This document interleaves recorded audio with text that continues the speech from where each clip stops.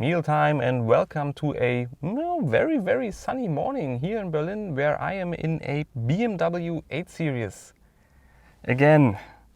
Now, last time I had this, I didn't really like it that much, so why am I making another video about it? Now, on first glance, it's more the same pretty cramped cabin, the same, very pretty tight seats, same dashboard, same everything. But I don't want to really talk about the similarities. I want to talk more about the differences, because this car is very different than the last one that I had. So the first difference is that this is a 4-door version, not the 2-door version. And the more impactful difference is that while the 2-door that I had back a couple years ago had a 3-liter straight-six diesel engine with 320 horsepower, this one has a 4.4-liter V8 petrol with 530 horsepower.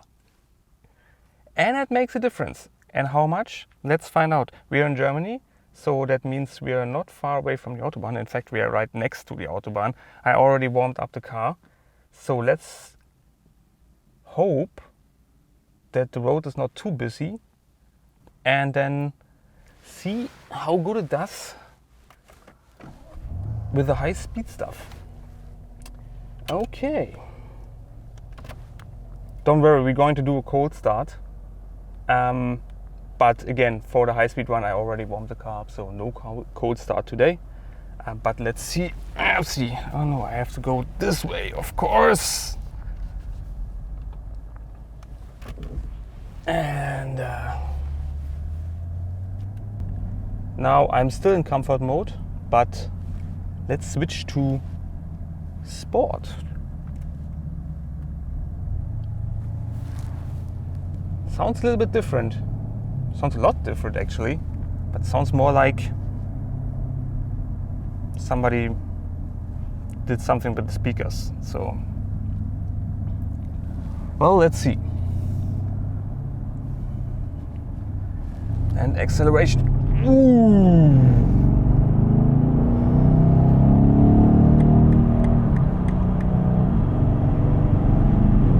And already restricted. Okay. Later. Okay, so once again, put it into sport. Is it? Yes, it is. You can hear that. Okay, and then acceleration.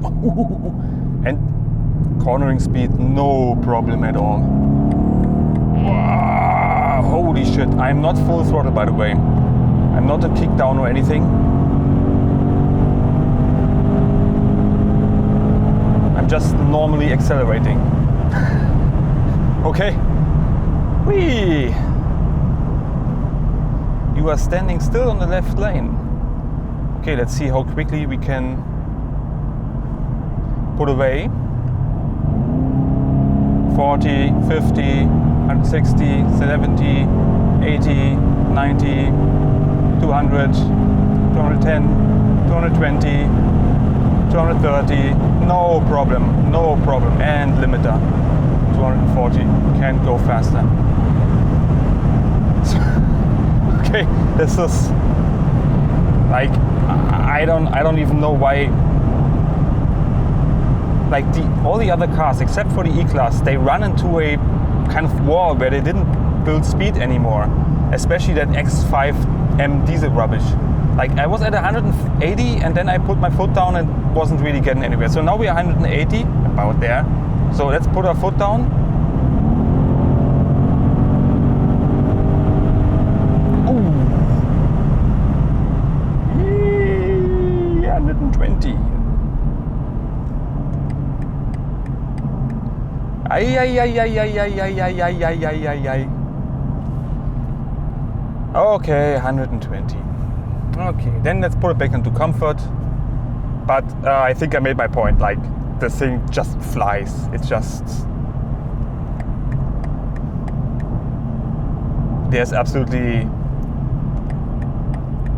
I mean, there's an M8 which has 90 horsepower more. I'm not really sure what you want to do with that. No idea. Oh, I saw the sign K130, and then that's holy shit. And again, it's so stable. It's so much better than BMWs used to be, or other BMWs are. Even at 240, I have a lot of confidence that the car can keep the lane. I'd say it's not quite as good as the Mercedes, but it's really remarkable. Absolutely no issues at all. Even on these pretty bad roads, I'm not jumping around or anything. I have to keep, really, the tires limit the car to 240, and I keep hitting 240 so quickly, so easily. I'm really have to pay attention more. But yeah, so high speeds, and it's not as quiet as the Mercedes E-Class, but it's pretty decent. It's not too loud, so you can endure high speeds for a longer time, like pretty comfortably. That's remarkable. That's really not bad. Like going at 230 now.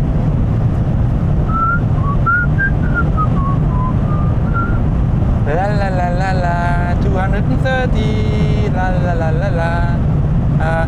I'm just noticing, I'm not even in sport mode. I'm still in comfort. Oh, 120 again.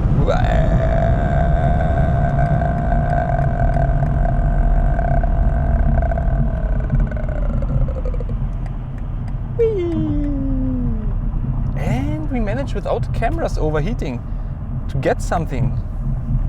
Awesome! Yeah, I don't know what my fuel consumption was though. I think it's probably pretty bad. So yeah, long high speed runs. Sure, if you don't mind stopping for fuel every, I don't know, 100 kilometers, 200 kilometers. I don't know what this thing makes out. It's pretty thirsty. Let's say that. We're going to find out how economic it is. I think tomorrow would be a good thing, because tomorrow I have a very, very long stretch ahead of me. So we're going to find out then. But for now, today is just, I just want to talk about high-speed Autobahn and that stuff. We're going to go into handling, going to structure this into several parts and probably make several videos about it, because my videos tend to be really, really long, and I don't want to put out a hour-long video, rather put 3 or 4 20-minute videos or 15-minute videos. That makes a lot more sense in my opinion. So yeah, by the way, I'm going south. It's spring, so I want to see some sun. Yeah, okay, never mind. But some warmer weather. It's 10 degrees here, 13 now.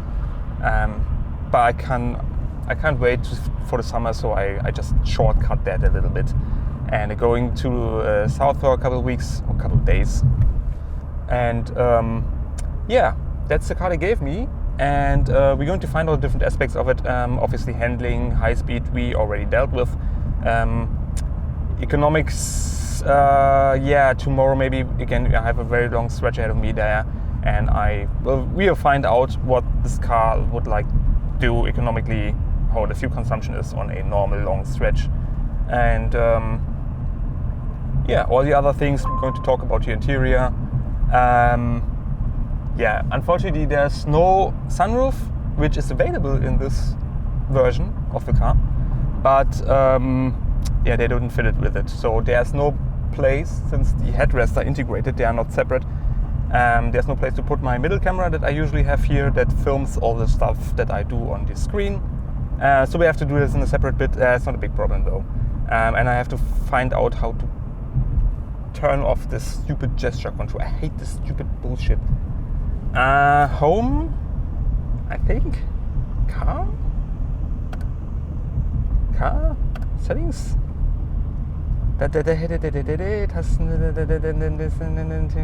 Displays.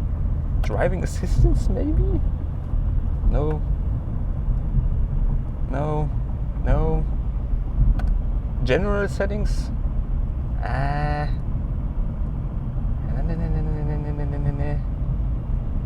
Driver attention camera. Gesture control. There it is. Turn it off.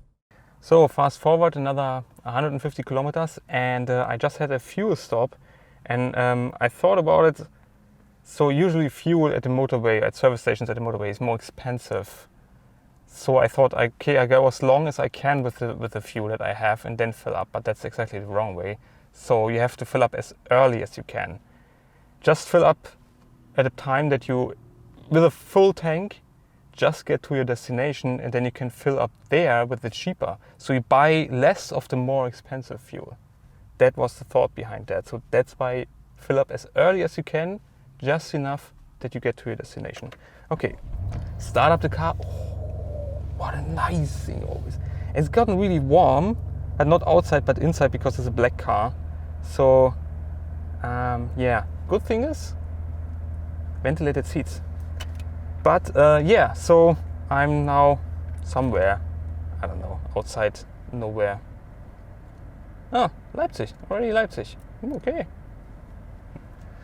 600 kilometers to my destination, or 660 it says. Please follow the road for 90 and my kilometers. range is 787. Oh, that's not bad. But again, we talk more about all that tomorrow. And the great thing is, if you stop, the expected drive time is 6 hours and 7 minutes. oh, 6 hours and 7 minutes.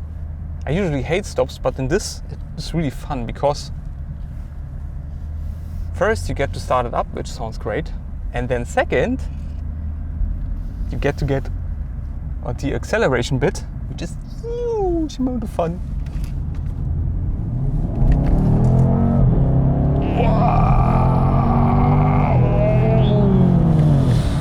Please follow the road for 89 kilometers. Okay, forward another, I don't know what, 200 kilometers, and yeah, traffic jam on a Saturday. Welcome to Germany, the country where you can go as fast as you want on the Autobahn, or so they say. Well, not really, but in fairness, it's the first traffic jam of the day. Yeah, I cannot get left because I have to exit in 900 meters. Yeah, we are near, I don't know, in the middle of nowhere. And yeah, going to make my change onto the A5, where I heading towards Frankfurt and then from there on to south. Yeah, the weather changed a bit, gotten cloudy. Yeah, let's see if it stays that way. Let's hope not. Yeah, anything to add about the car? Well, it does a pretty good job here in the traffic jam. The traffic jams are part of a Grand Tour or part of a journey. So if it's a real GT car, it should be able to handle that just fine, which as far as I can tell, it does very nicely. Yeah. Yeah, okay, so that's just a little update. How did it detect it? I like how it's locking onto the car in front of you. like it's a lock for a missile or something. Hey, sidewinders ready, fire! Oh jeez, I am 9 years old. So fast forward another, I don't know what, couple of kilometers, 100 maybe, back on the Autobahn. The circumventing the traffic jam worked really fine, and we are now nearing Frankfurt. Thank God it's a 3-lane motorway again. It was just like 2 lanes all the time, which is really annoying. Like this mother who sits in the middle lane for no reason. Ha! But I can probably demonstrate something. You're not allowed to overtake someone on the right, on the inside lane, sorry. allowed to overtake someone on the inside lane. I cannot demonstrate it. Okay, never mind. So you see, it's clearing up in front of me now. So I should be able, the cruise control is set to 120, I'm going 110 now. So I should jump ahead, but the cruise control does not let me overtake the Macan which is on the left, on the outside lane. You see, it's braking me even down. So you not overtake someone on the inside lane accidentally.